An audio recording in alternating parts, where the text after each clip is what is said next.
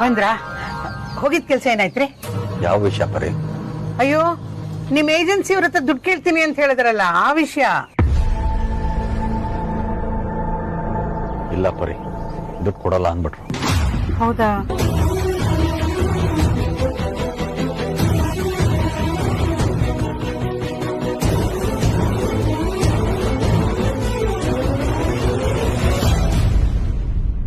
ರೀ, ಕೊಟ್ಟಿದಾರಲ್ಲ, ಮತ್ಯಾಕ್ರಿ ಸುಳ್ಳು ಹೇಳಿದ್ರಿ? ನಾನು ದುಡ್ಡು ಕೊಡಲ್ಲ ಅಂದ್ರು ಅಂತ ಅಂದೆ. ಚೆಕ್ ಕೊಡಲ್ಲ ಅಂತ ಹೇಳಿದ್ರು ಅಂತ ಹೇಳದ್ನ. ಇಂಥ ಹುಡುಗಾಟಕ್ಕೆ ಏನ್ ಕಮ್ಮಿ ಇಲ್ಲ.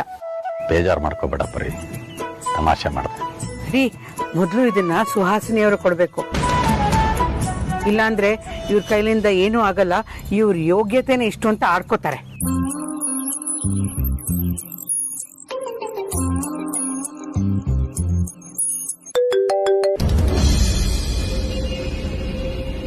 ಹಲೋ ಸುಹಾಸಿನಿ ಅವರೇ, ಚೆಕ್ ರೆಡಿ ಆಗಿದೆ, ನಾಳೆ ತಗೊಂಡ್ ಬರ್ಲಾ?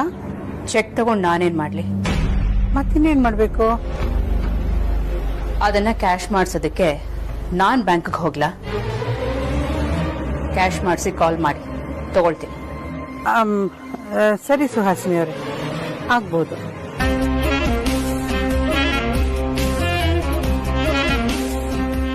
ಏನಂತೆ ಪರಿ? ಅವ್ರಿಗೆ ಚೆಕ್ ಬೇಡವಂತೆ, ದುಡ್ಡೇ ಕೊಡ್ಬೇಕಂತೆ. ಸರಿ, ಕೊಟ್ರಾಯ್ತು. ನಾನು ಇವತ್ತೇ ಬ್ಯಾಂಕ್ಗೆ ಹೋಗ್ತೀನಿ. ಪ್ಲೀಸ್ ಸಮಾಧಾನ ಮಾಡ್ಕೊಳ್ಳಿ. ಹೇಗಮ್ಮ ಸಮಾಧಾನ ಮಾಡ್ಕೊಳ್ಳಿ? ಆ ದೇವ್ರು ನನ್ನ ಅಳಿಯ ಮಗಳನ್ನ ಕರ್ಕೊಳ್ಳೋ ಬದಲು ನನ್ನನ್ನು ಕರ್ಕೊಂಡಿದ್ರೆ ನನಗೆ ಎಷ್ಟೋ ಸಮಾಧಾನ ಆಗಿರೋದು.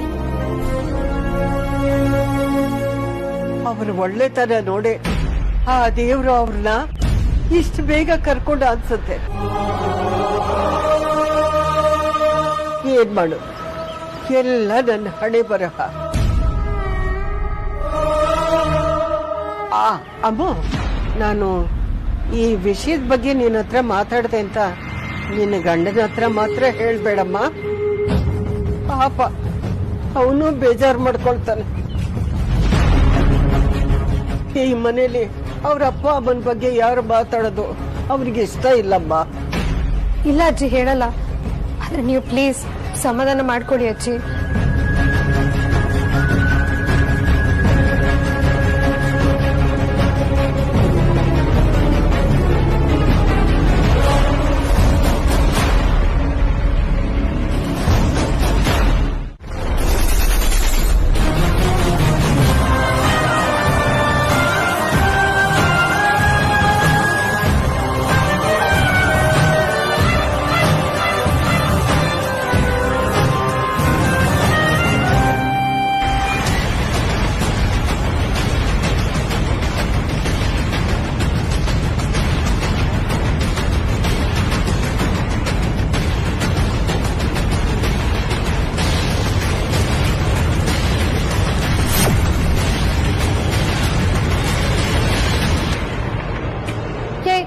ಏನಯ್ಯ ನೋಡ್ಕೊಂಡ್ ಬರಕ್ಕಾಗಲ್ಲ ನಿಂಗೆ? ಕಣ್ಣೆ ನೆತ್ತಿ ಮೇಲೆ ಇಟ್ಕೊಂಡಿರ್ತೀಯ?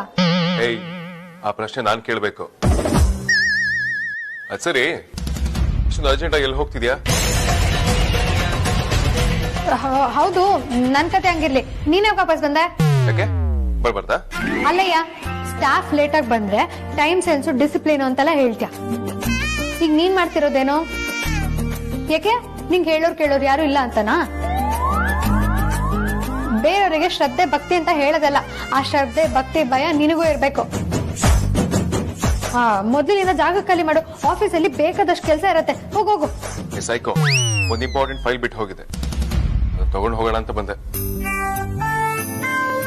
ಹಾಗೆ ನೀನು ನೋಡ್ಕೊಂಡು ಹೋಗೋಣ ಅಂತ. ಫೈಲ್ ತಾನೆ, ತಗೊಂಡ್ ಹೋಗ್ತಾ ಇರು. ಅದ್ ಬಿಟ್ಟು ನಾನು ನೋಡಕ್ ಬಂದೆ, ಮಾತಾಡ್ಸಕ್ ಬಂದೆ ಅಂತೆಲ್ಲ ಕತೆ ಹೊಡಿಬೇಡ. ಮಜಾರಿ. ಅಯ್ಯೋ, ಹೇಳಿದ್ ಕೇಳ್ಸಿಲ್ವೇನಯ್ಯ? ಹೋಗ್ಬೇಕಂದ್ರೆ ಹೋಗ್ಬೇಕಷ್ಟೇ.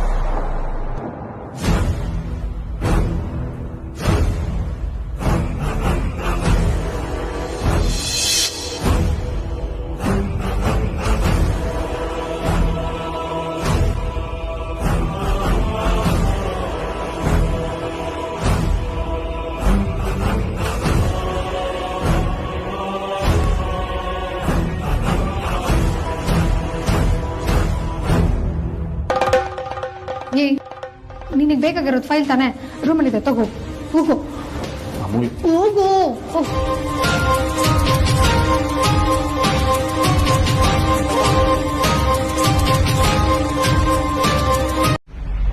ಏನಾಗಿದೆ ಧ್ರುವ ನಿನ್ಗೆ? ಇನ್ನೂ ಅದೆಷ್ಟು ದಿನ ಅಂತ ಈ ವೀಲ್ ಚೇರ್ ಮೇಲೆ ಕೂತಿರ್ತೀಯ? ನನ್ನಿಂದ ನೋಡಕ್ ಆಗ್ತಿಲ್ಲ ಧ್ರುವ, ಮನ್ಸಿಗೆ ತುಂಬಾ ನೋವಾಗುತ್ತೆ. ದಯವಿಟ್ಟು ಮಾತಾಡೋ ಧ್ರುವ, ಮಾತಾಡೋ. ನಿನ್ನ ಈ ಸ್ಥಿತಿಗೆ ತಂದವ್ರು ಯಾರು ಅಂತ ಹೇಳು, ಹುಟ್ಲಿಲ್ಲ ಅನ್ಸ್ಬಿಡ್ತೀನಿ. ಮಾತಾಡೋ ಧ್ರುವ, ಮಾತಾಡೋ. ನಿನ್ನ ಈ ಪರಿಸ್ಥಿತಿಗೆ ಯಾರು ತಂದಿದಂತ ಹೇಳು, ಅವ್ರು ಇವಾಗ್ಲೇ ಸಾಯಿಸ್ಬಿಡ್ತೀನಿ. ಜೈಲ್ಗೋದ್ರು ಪರವಾಗಿಲ್ಲ. ಮಾತಾಡೋ ಧ್ರುವ, ದಯವಿಟ್ಟು ಮಾತಾಡೋ. ಈ ತರ ಮೌನ ಕುತ್ಕೊಳ್ಬೇಡ, ಮಾತಾಡೋ ಧ್ರುವ. ಮಾತಾಡೋ ಧ್ರುವ, ಸುಮ್ನೆ ಈ ತರ ಕೂರ್ಬೇಡ, ಮಾತಾಡೋ ಧ್ರುವ. ಅದ್ಯಾರು ಅಂತ ಹೇಳು ಧ್ರುವ.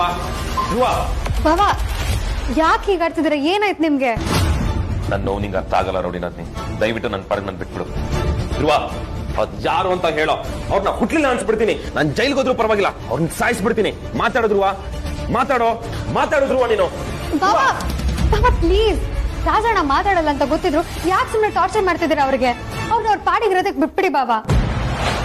ಟಾರ್ಚರ್ ಮಾಡ್ತಿರೋದು ನಾನಲ್ಲ ರೋಡಿ ನದ್ನಿ. ಕಲ್ತರ ಕೂತ್ಕೊಂಡು ನಮ್ಮೆಲ್ರಿಗೂ ಇವನು ಟಾರ್ಚರ್ ಕೊಡ್ತಿರೋದು. ಇವತ್ ಸರಿ ಹೋಗ್ತಾನೆ, ನಾಳೆ ಸರಿ ಹೋಗ್ತಾನೆ ಅನ್ಕೊಂಡ್ರೆ 3 ತಿಂಗಳಾಯ್ತು, ಸ್ವಲ್ಪನೂ ಇಂಪ್ರೂವ್ಮೆಂಟ್ಸೇ ಇಲ್ಲ. ನಾನು ಅಗ್ರಜ ಎಲ್ರು ಇದ್ರು ಇವನನ್ನ ಈ ಸ್ಥಿತಿಗೆ ತಂದಿದಾರಲ್ಲ, ಅದ್ ಯಾರು ಅಂತ ಕಂಡಿಡಿಯಕ್ ಆಗ್ತಿಲ್ವಲ್ಲ, ಅದಕ್ಕೆ ತಲೆ ಕೆಡ್ತಾ ಇರೋದು. ಬಾಬಾ ಹಾಗಾದ್ರೆ ರಾಜಣ್ಣಂಗೆ ನಿಮ್ಮಮ್ಮ ಯಾರು ಅಂತ ಗೊತ್ತಿದ್ಯಾ? 100% ಗೊತ್ತಿದೆ.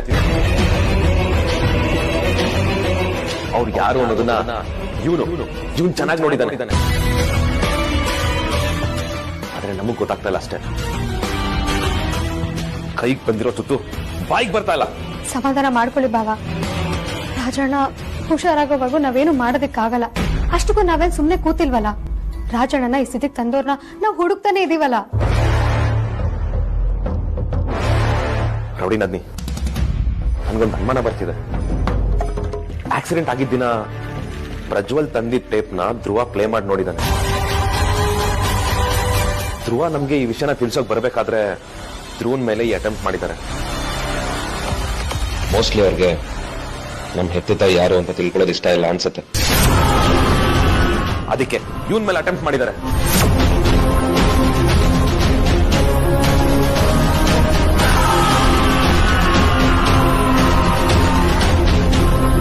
ನಿಮ್ ಗೆಸ್ ಕರೆಕ್ಟ್ ಆಗಿದೆ ಬಾಬಾ. ನಿಮ್ಗೆ ನಿಮ್ಮಮ್ಮ ಯಾರು ಅಂತ ಗೊತ್ತಾದ್ರೆ ಅವ್ರಿಗೆ ಪ್ರಾಬ್ಲಮ್ ಆಗುತ್ತೆ ಅಂತಾನೆ ರಾಜಣ್ಣಂಗೆ ಆಕ್ಸಿಡೆಂಟ್ ಮಾಡಿಸಿದ್ದಾರೆ.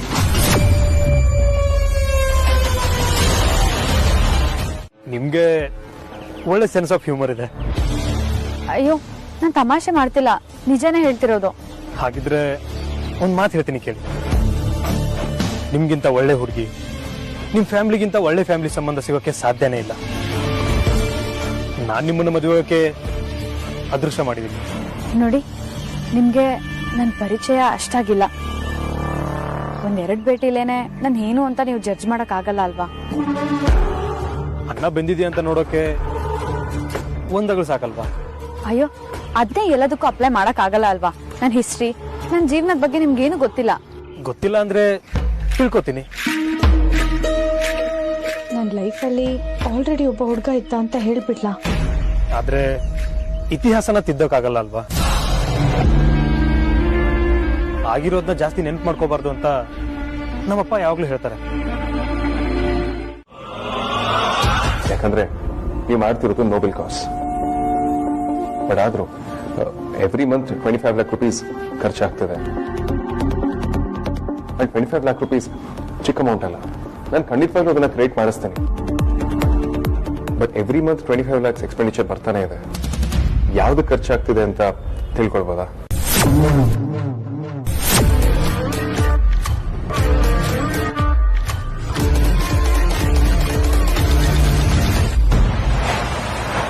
ಅದು ವೇದಾಂತ್, ಸುಹಾಸಿನಿ ಫೌಂಡೇಶನ್ ಕಡೆಯಿಂದ ಅನಾಥಾಶ್ರಮಕ್ಕೆ, ವೃದ್ಧಾಶ್ರಮಕ್ಕೆ, ಅಂಗವಿಕಲರಿಗೆ ಡೊನೇಷನ್ ಅಂತ ಕೊಡ್ತಾ ಇದ್ದೀವಿ. ಕಷ್ಟ ಅಂತ ಹೇಳ್ಕೊಂಡು ಬರೋ ಬಡವರಿಗೆ ಸಹಾಯ ಮಾಡಿದ್ದೀನಿ. ಬೇಕಿದ್ರೆ ನಿನಗದ್ರ ಡೀಟೇಲ್ಸ್ ಎಲ್ಲ ಕೊಡ್ತೀನಿ.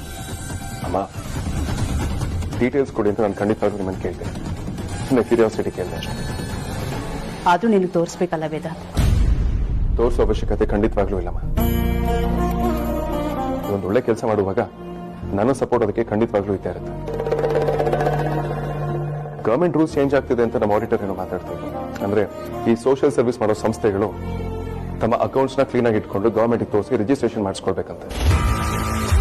ಅಕೌಂಟ್ಸ್ ಕ್ಲೀನ್ ಇದ್ರೆ ನೋ ಪ್ರಾಬ್ಲಮ್, ಇಲ್ಲ ಪ್ರಾಬ್ಲಮ್ಸ್ಗಳಾಗುತ್ತೆ ಅಂತ ಹೇಳ್ತೀವಿ. ನೀವು ನಿಮ್ಮ ಅಕೌಂಟ್ಸ್ ನ ಕರೆಕ್ಟಾಗಿ ಹ್ಯಾಂಡಲ್ ಮಾಡಿ. ನಾನೀಗಲೇ ವಿಕ್ರಾಂತಿಗೆ ಫೋನ್ ಮಾಡಿ ನಿಮ್ಮ ಫೌಂಡೇಶನ್ಗೆ ಅಮೌಂಟ್ ನ ಕ್ರಿಯೇಟ್ ಮಾಡೋದಕ್ಕೆ ಹೇಳ್ತೀನಿ.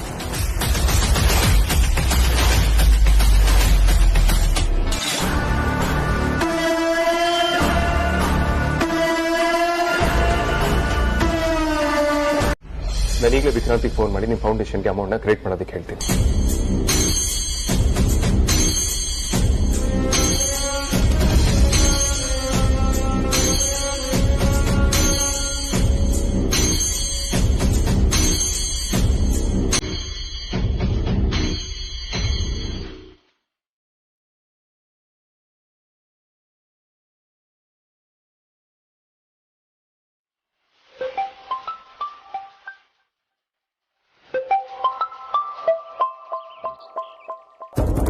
ಅಗ್ರಜ ಯಾವಾಗ್ಲೂ ಹೀಗೆ, ನಮಗ್ ಬೇಕು ಅಂದಾಗ ಕಾಲ್ ಮಾಡಲ್ಲ, ನಾವು ಬಿಸಿ ಇದ್ದಾಗ ಮಾತ್ರ ಕಾಲ್ ಮಾಡ್ತಾನೆ. ಅಗ್ರಜ, ಒಂದು ಇಂಪಾರ್ಟೆಂಟ್ ಕೆಲಸದ ಮೇಲೆ ಹೊರಗಡೆ ಬಂದಿದ್ದೀನಿ, 10 ನಿಮಿಷ ಕಾಲ್ ಮಾಡ್ತೀನಿ. ಓಕೆ?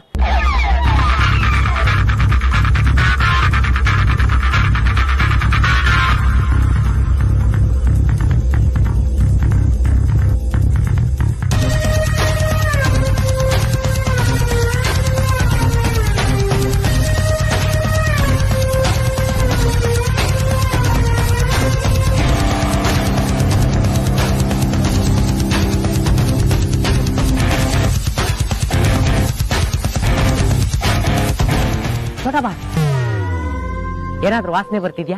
ರೀ ಕಾಂತ, ಅಗ್ರಜ ವಾಟ್ಸಪ್ ಅಲ್ಲಿ ಕಳ್ಸಿದ್ನಲ್ಲ ಇನ್ವಿಟೇಷನ್, ಆ ಸರ್ನೇಮು ಈ ಸರ್ನೇಮು ಒಂದೇ ಇದೆ. ಅಂಡ್ ಇಲ್ಲಿರೋ ಮನೆ ಬಿಲ್ಗಳು ಕೂಡ ಎಲ್ಲ ನಾರ್ಮಲ್ ಆಗೇ ಕಾಣ್ತಿವೆ. ಬೇರೆ ಯಾವುದು ಕ್ಲೂ ಸಿಕ್ತಿಲ್ಲ ಕಣ್ರಿ.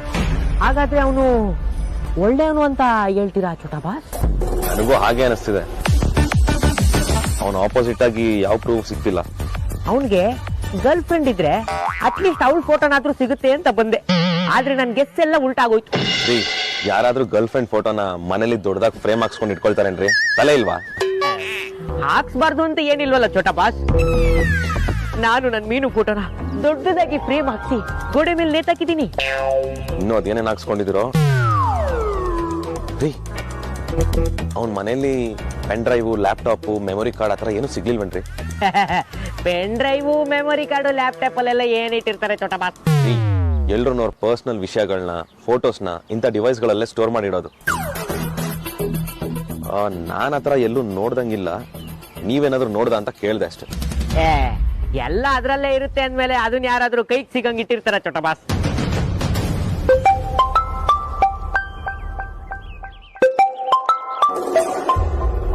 ಅಗ್ರಜ ಮತ್ತೆ ಕಾಲ್ ಮಾಡ್ತಿದ್ದಾನೆ ಅಂದ್ರೆ ಏನೋ ಇಂಪಾರ್ಟೆಂಟ್ ಕೆಲಸನೇ ಇರ್ಬೋದು. ಅಗ್ರಜ ಹೇಳು. ವಿಕ್ರಾಂತ್, ಓಹೋ, ಈ ವಿಷಯನೂ ಅಗ್ರಜನ್ ಕಿವಿಲಿ ಊದ್ಬಿಟ್ಲಾ? ನೀನು ಅಕೌಂಟ್ ಮ್ಯಾಂಡೇಟ್ ಚೇಂಜ್ ಮಾಡಿದ್ಯಾ ಅಂತ ನನಗೆ ಗೊತ್ತಾಯ್ತು. ನೋಡಿ ವಿಕ್ರಾಂತ್, ನೀನೇನ್ ಮಾಡ್ತೀವಿ ನನಗೆ ಗೊತ್ತಿಲ್ಲ. ನಾಳೆ ಬೆಳಗ್ಗೆ ಅಷ್ಟರೊಳಗೆ ಅಮ್ಮನ ಅಕೌಂಟಲ್ಲಿ 25 lakhs ಕ್ರೆಡಿಟ್ ಆಗಿರ್ಬೇಕು. ಓಕೆ ಅಗ್ರಜ, ಮಾಡ್ತೀನಿ. ಇವಾಗ ಒಂದು ಇಂಪಾರ್ಟೆಂಟ್ ಕೆಲಸದ ಮೇಲೆ ಆಚೆ ಬಂದಿದ್ದೆ. I call you back. ನಾವೇನೋ ಅನ್ಕೊಂಡ್ರೆ ಇವನೇನೋ ಹೇಳ್ತಿದ್ದಾನೆ. ಅವಳು ಕುಣಿಸ್ತಾ ಇದ್ದಾಳೆ, ಇವನ್ ಕುಣಿತಾ ಇದ್ದಾನೆ. ಕಾಲ್ ನೋವು ಬಂದಾಗ ಗೊತ್ತಾಗುತ್ತೆ ಏನು ಅಂತ.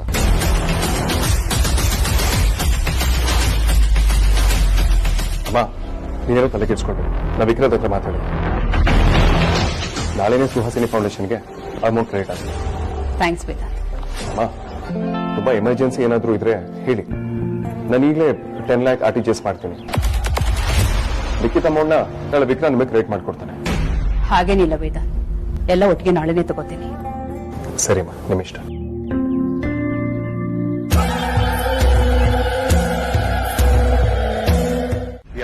ಶ್ಯೂರ್. ಹಸಿ 20. ಯಾ ಅಣ್ಣ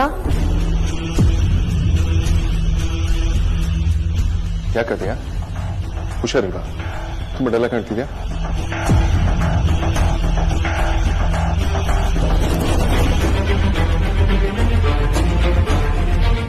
ಯಾಕಾದ್ಯಾ? ಏನಾಯ್ತು? ಯಾಕೆ ವಿಚಿತ್ರವಾಗಿ ಆಡ್ತಿದ್ಯಾ? ವಿಯರ್ಡ್ ಆಗಿ ಆಡ್ತಾ ಇರೋದು ನಾನಲ್ಲ, ನೀನು. ಏನು? ನಾನು ಕ್ವಶನ್ ಕೇಳ್ತೀನಿ, ಆನ್ಸರ್ ಮಾಡ್ತೀಯಾ? ಕೇಳು.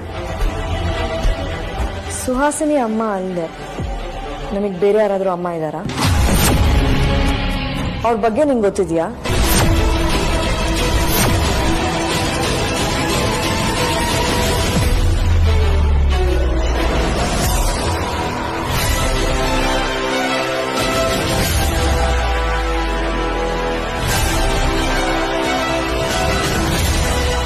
ವಾಟ್ ನಾನ್ಸೆನ್ಸ್ ಆದ್ಯಾ? ಇನ್ ಮುಂದೆ ಈ ರೀತಿ ಕೆಲಸಕ್ಕೆ ಬರ್ತಿರೋ ಪ್ರಶ್ನೆಗಳನ್ನ ಕೇಳಕ್ ಹೋಗ್ಬೇಡ.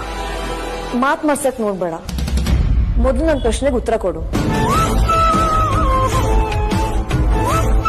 ನೋಡೋದ್ಯಾ, ವಿಷಯ ನಮ್ಮ ಮನೇಲಿ ಆಲ್ರೆಡಿ ಸುಮಾರು ಸಲ ಡಿಸ್ಕಸ್ ಆಗಿದೆ. ನಾನು ತುಂಬಾ ಕ್ಲಿಯರ್ ಆಗಿ ಹೇಳ್ತೀನಿ, ಇನ್ ಯಾವತ್ತೂ ವಿಚಾರ ನಮ್ಮ ಮನೇಲಿ ಡಿಸ್ಕಸ್ ಆಗ್ಕೊಡ್ದು ಅಂತ. ಆದ್ರೂ ನಾನು ಇವತ್ತು ನನ್ನ ಹತ್ರ ಪ್ರಶ್ನೆ ಕೇಳ್ತಿದ್ದೆ ಅಂದ್ರೆ ಖಂಡಿತವಾಗ್ಲೂ ತಲೆ ಯಾರೋ ಕೆಡ್ಸಿರ್ತಾರೆ. ಯಾರದು? ವಿಕ್ರಾಂತ ಅಥವಾ ಅಮೂಲ್ಯ ಅಂತ? ಯಾರು ನನ್ನ ತಲೆ ಕೆಡ್ಸಿದ್ರು, ಯಾರು ನನಗೆ ಏನ್ ಹೇಳಿದ್ರು ಅದ್ ನಿನಗ್ ಬೇಕಾಗಿಲ್ಲ ಅಣ್ಣ. ನನಗೆ ನನ್ನ ಪ್ರಶ್ನೆಗೆ ಉತ್ತರ ಬೇಕು ಅಷ್ಟೇ. ಅದ್ಯಾ ಕೆಲವೊಂದು ಪ್ರಶ್ನೆಗಳಿಗೆ ಉತ್ತರ ಸಿಗಲ್ಲ ಅಂತ ಗೊತ್ತಿದ್ರು ಅದನ್ನ ಕೇಳೋದಿಕ್ ಹೋಗ್ಬಾರ್ದು. ಅದನ್ನ ಸ್ಟುಪಿಡಿಟಿ ಅಂತ. ಸಿಗತ್ತೆ ಅನ್ನೋ ನಂಬಿಕೆ ಮೇಲೆ ಕೇಳ್ತಾ ಇದೀನಿ. ನಮ್ಮಮ್ಮ ಯಾರು? ಈಗ ಅವ್ರು ಎಲ್ಲಿದ್ದಾರೆ? ಶರಾಬಾದ್ಯ,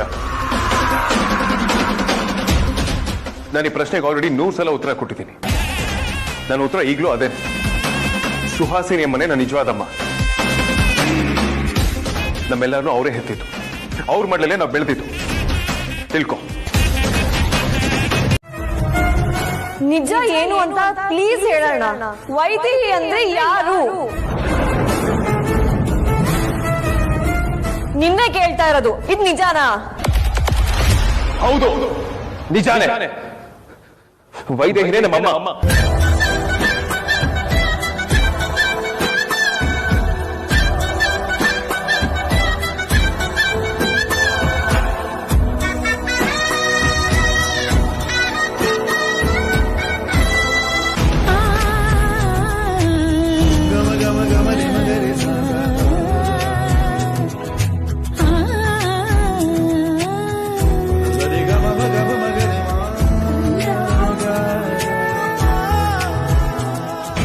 ನಾವೆಲ್ಲರೂ ಅವ್ರ ಮಕ್ಕಳೇ.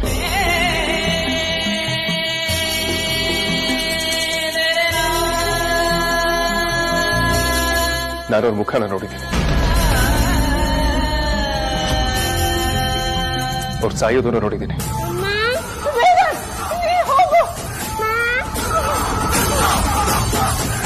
ಅವತ್ತು ಪಟಾಕಿ ಸದ್ದಿಂದ ನಮ್ಮ ಧ್ವನಿಗಳು ಯಾರಿಗೂ ಕೇಳಿಸ್ತಿಲ್ಲ. ಆದ್ರೆ ಇವತ್ತು ನೆನಪಿಲ್ಲ.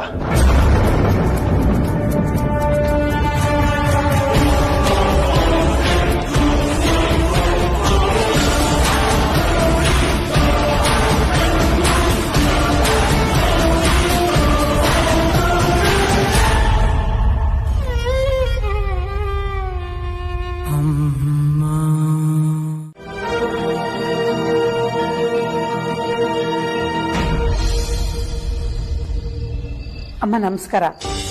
ನಾನು ನಿಮ್ಮ ಹತ್ರ ಒಂದು ವಿಷಯ ಮಾತಾಡಬೇಕಾಗಿತ್ತು. ಬರೋ ವಾರ ನನ್ನ ಮಗಳ ನಿಶ್ಚಿತಾರ್ಥ ಇದೆ. ಅದಕ್ಕೋಸ್ಕರ ನನಗೆ 1,00,000 ರೂಪಾಯಿ ಬೇಕಾಗಿತ್ತು. ನೋಡಿ, ನೀವು ಅದ್ರ ಬಗ್ಗೆ ಏನು ಚಿಂತೆ ಮಾಡಬೇಡಿ. ಪ್ರತಿ ತಿಂಗಳು ನನ್ನ ಸಂಬಳದಲ್ಲಿ ಹಿಡ್ಕೊಳ್ಳಿ. ಆದರೆ 1,00,000 ರೂಪಾಯಿ ಬೇಕು. 1,00,000 ಎಲ್ಲಿಂದ ತರೋದು ಪರಿಮಳ? ಮೊದ್ಲು ಸರಿಯಾಗಿ ಕೆಲ್ಸಕ್ಕೆ ಬಾ.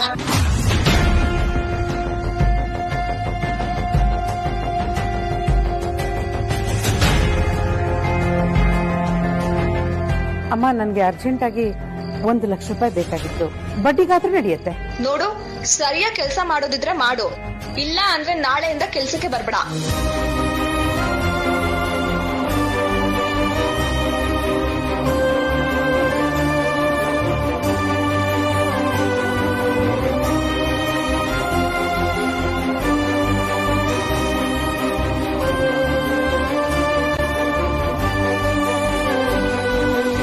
ಲಕ್ಷಣ, ನಾನು ಮಂಜು ಮಾತಾಡ್ತಾ ಇರೋದು. ನಿನ್ನಿಂದ ಒಂದು ಸಹಾಯ ಆಗ್ಬೇಕಾಗಿತ್ತು. ಹೇಳ ಮಂಜಣ್ಣ, ಏನಾಗ್ಬೇಕಾಗಿತ್ತು? ಏನಿಲ್ಲ, ಮುಂದಿನ ವಾರ ನನ್ನ ಮಗಳು ಎಂಗೇಜ್ಮೆಂಟ್ ಇದೆ. 1 ಲಕ್ಷ ದುಡ್ಡು ಸಿಗ್ಬಹುದೇನೋ ಅಂತ. ನಾನೇ ಸಾಲಕ್ಕೆ ಓಡಾಡ್ತಾ ಇದ್ದೀನಿ ಅಂತ ನಿಂಗೆ ಎಲ್ಲಿಂದ ಕೊಡ್ಲಿ?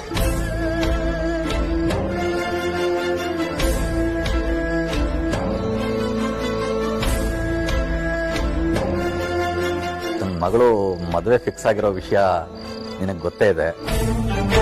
ಅದಕ್ಕೆ 1 ಲಕ್ಷ ಸಾಲ ಸಿಗುತ್ತೇನೋ ಅಂತ ಕೇಳೋದಕ್ಕೆ ಫೋನ್ ಮಾಡಿದೆ. 1 ಲಕ್ಷನ? ಅಷ್ಟೊಂದು ದುಡ್ಡು ನನ್ನ ಹತ್ರ ಎಲ್ಲಿಂದ ಬರುತ್ತೆ?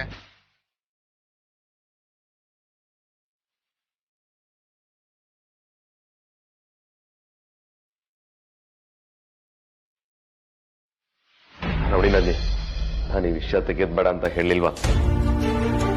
ನೋಡು, ಅಗ್ರಜ ಈ ತರ ನೋವಾಗಿರೋದು ನೋಡಿದ್ರೆ ನನಗೆ ಇಷ್ಟ ಆಗಲ್ಲ. ಅವನ್ ಬೇಜಾರು ಮಾಡ್ಕೊಳ್ಳೋದು ನನ್ನಿಂದ ನೋಡಕ್ಕಾಗಲ್ಲ.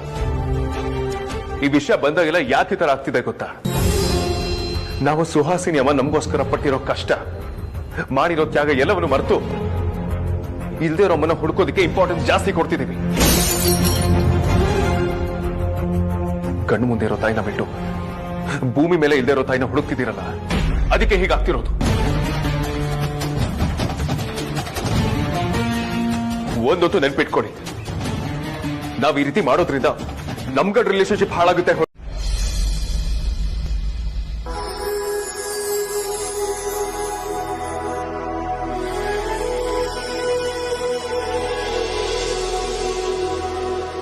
ನಾವು ಬದುಕಿರಬಹುದು, ಪ್ರಾಯಶಃ ಇಲ್ಲ ಕನಸಿರಬಹುದಿದು, ಪ್ರಾಯಶಃ ಎಲ್ಲ ಸರಿರಬಹುದು, ಭಾಗಶಃ ಇಲ್ಲ ಸರಿರಬಹುದಿದು, ಮೂಲತಃ ಜೀವ ವಿಲ ಎನ್ನುತ್ತಲೇ ಒಲವನು ಹುಡುಕುತ್ತಿದೆ ಪ್ರಾಯಶಃ.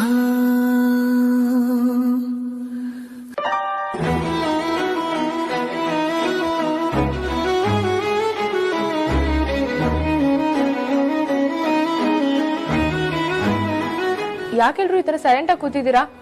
ಊಟ ಮಾಡಿ.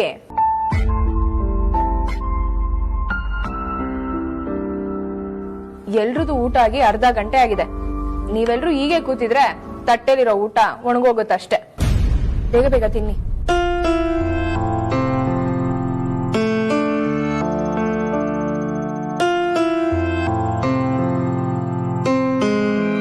ವಿಕ್ರಾಂತ್, ಏನ್ ಯೋಚನೆ ಮಾಡ್ತಿದ್ಯಾ? ಊಟ ಮಾಡು. ಹಾಗಾದ್ರೆ ಆದ್ಯಾ, ನೀನು ಸಪರೇಟ್ ಆಗಿ ಹೇಳ್ಬೇಕಾ? ಊಟ ಮಾಡು.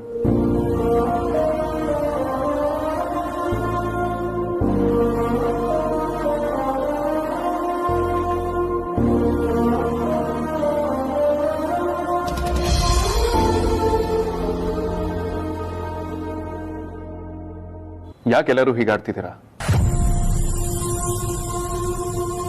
ವಿಕ್ರಾಂತ್, ಪ್ಲೀಸ್ ಊಟ ಮಾಡು. ಊಟ ಮಾಡು ವಿಕ್ರಾಂತ್.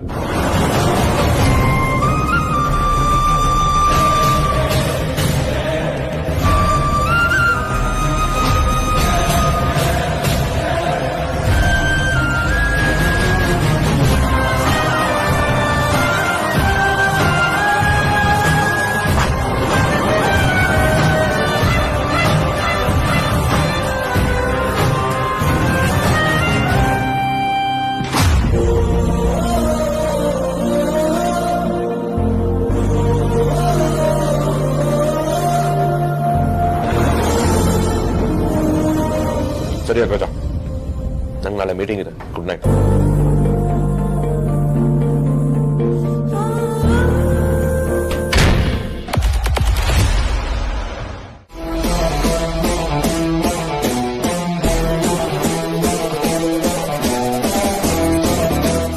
ಏನೆಲ್ರೂ ಒಟ್ಟಿಗೆ ಬಂದಿದ್ದೀರಾ? ಏನ್ ವಿಷಯ? ನೀವು ನಂಗೆ ನಿಜವಾದ ಅಪ್ಪ ಅಮ್ಮ ಅಲ್ಲ ಅಂತ ನಮಗ್ ತಡವಾಗಿ ಗೊತ್ತಾಯ್ತು. ಅಷ್ಟೇ ಅಲ್ಲ ಅದ್ಯ, ಇವರೆಲ್ಲ ನಮ್ಮ ಅಪ್ಪ ಅಮ್ಮನ್ನ 25 ವರ್ಷದ ಹಿಂದೆನೆ ಸತ್ತೋಗಿದ್ದಾರೆ ಅಂತ ಅನ್ಕೊಂಡಿದ್ದಾರೆ. ಅಮ್ಮ, ನಮ್ಮಮ್ಮ ಬದುಕಿದ್ದಾರೆ ಅಂತ ನಮಗೆ ಕ್ಲೂ ಸಿಕ್ಕಿದೆ.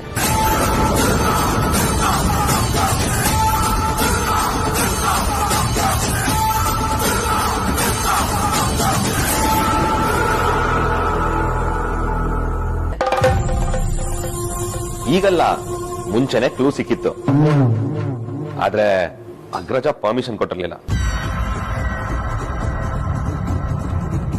ಈಗ ಹಾಗಲ್ಲ, ಅಗ್ರಜನೇ ನಮ್ ಹೆತ್ತು ತಾಯಿನ ಹುಡ್ಕೋಕೆ ಪರ್ಮಿಷನ್ ಕೊಟ್ಟಿದ್ದಾನೆ.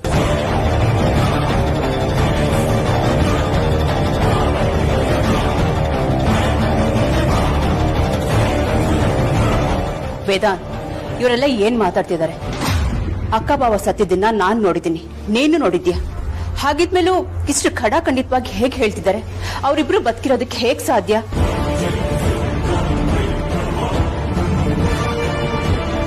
ವೇದಾಂತ್, ಈ ವಿಚಾರನ ನಾವು ಯಾರಿಗೂ ಹೇಳೋದು ಬೇಡ ಅನ್ಕೊಂಡಿದ್ವಿ ತಾನೆ? ಇವ್ರಿಗೆಲ್ಲ ಹೇಗ್ ಗೊತ್ತಾಯ್ತು? ಯಾರು ಹೇಳಿದ್ರು? ಅಮ್ಮ, ದಯವಿಟ್ಟು ತಪ್ಪು ತಿಳ್ಕೊಳ್ಬೇಡಿ. ಅಪ್ಪ ಅಮ್ಮ ಬದುಕಿದ್ದಾರೆ ಅಂತ ನಾನು ಖಂಡಿತವಾಗ್ಲೂ ನಂಬಲ್ಲ.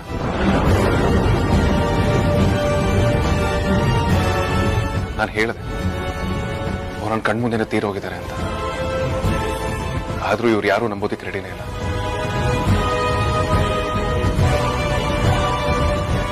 ಎಷ್ಟೇ ಹೇಳಿದ್ರು ಅಮ್ಮ ಇನ್ನೂ ಬದುಕಿದ್ದಾರೆ, ನಾವು ಅವ್ರನ್ನ ಹುಡುಕ್ತೀವಿ ಅಂತ ಹೇಳ್ತಾರೆ, ಹಠ ಮಾಡ್ತಾರೆ. ಅದಕ್ಕೆ ನಿಮ್ ಇಷ್ಟ ಬಂದಾಗ ಮಾಡ್ಕೊಳ್ಳಿ ಅಂತ ಹೇಳಿದೆ. ಅದನ್ನೇ ಇವರು ಪರ್ಮಿಷನ್ ಕೊಟ್ಟಿದ್ದೀನಿ ಅನ್ನೋ ರೀತಿ ಹೇಳ್ತಿದಾರಮ್ಮ.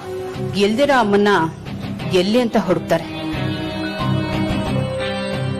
ಲಾಸ್ಟ್ ಟೈಮ್ ಆಗಿದ್ದು ಮರ್ತು ಹೋಗಿದೆ ಅನ್ಸತ್ತೆ.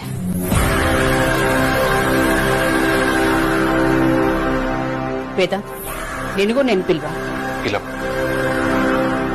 ನಾನು ಇವರು ಪರ್ಮಿಷನ್ ಕೊಟ್ಟಿದ್ದೀನಿ ಅಂದ ಮಾತ್ರಕ್ಕೆ ಅಮ್ಮ ಬದುಕಿದ್ದಾರೆ ಅಂತ ನಾನು ಯಾವುದೇ ಕಾರಣಕ್ಕೂ ನಂಬಲ್ಲ. ಅವತ್ತೇನಾಯ್ತು ಅಂತ ನಾನು ಖಂಡಿತವಾಗ್ಲೂ ಮರ್ತಿಲ್ಲ.